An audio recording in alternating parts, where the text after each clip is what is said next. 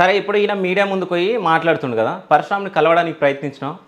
తనకి ఫోన్ చేసినప్పుడు ఏది ఈ వీడియో జరగడానికి ముందు రోజు వరకు తను రిక్వెస్ట్ చేసిన, ఆ వీడియో రిలీజ్ అవుతాను కూడా నాకు తెలియదు.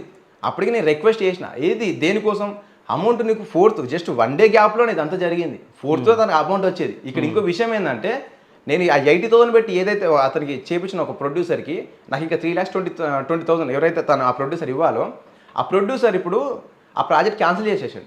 ఇప్పుడు ఆడియో నువ్వే ఉంచేసుకో, నా 80,000 కూడా నాకు కొట్టేసా అని ఇప్పుడు అతని దగ్గర నుంచి నాకు ప్రెజర్ స్టార్ట్ అయింది. ఓకే. ఇప్పుడు అతని దగ్గర కూడా ఇప్పుడు నేను ఏంటంటే ఇప్పుడు దొంగను, చీటర్ని, లంగని అయిపోయింది ఇప్పుడు అతని దగ్గర కూడా. ఎందుకు ఇప్పుడు అతనికి అట్లా వేసి నాకు చేయమని నా గ్యారంటీ ఏంది అంటుండు. ఓకే. సో ఈ విధంగా కంప్లీట్గా నా చేతిలో ఉన్న ప్రాజెక్ట్ ఒక్కటే కాదు, నా చేతిలో ఉన్న ప్రాజెక్ట్ అయిపోయింది. ఇప్పుడు ఈ వీడియోలో నాకు కంప్లీట్గా ఈ అన్నిట్లలో వచ్చేసినాయి. నా లైఫే కంప్లీట్గా మొత్తం నాశనం అయిపోయింది. ఇప్పుడు నన్ను నమ్మి నాకు యాక్టింగ్ కానీ డైరెక్షన్ కానీ నాకు ఇచ్చే ఇప్పుడు ఎవరు ఏ ప్రొడ్యూసర్ కూడా లేడు. ఇప్పుడు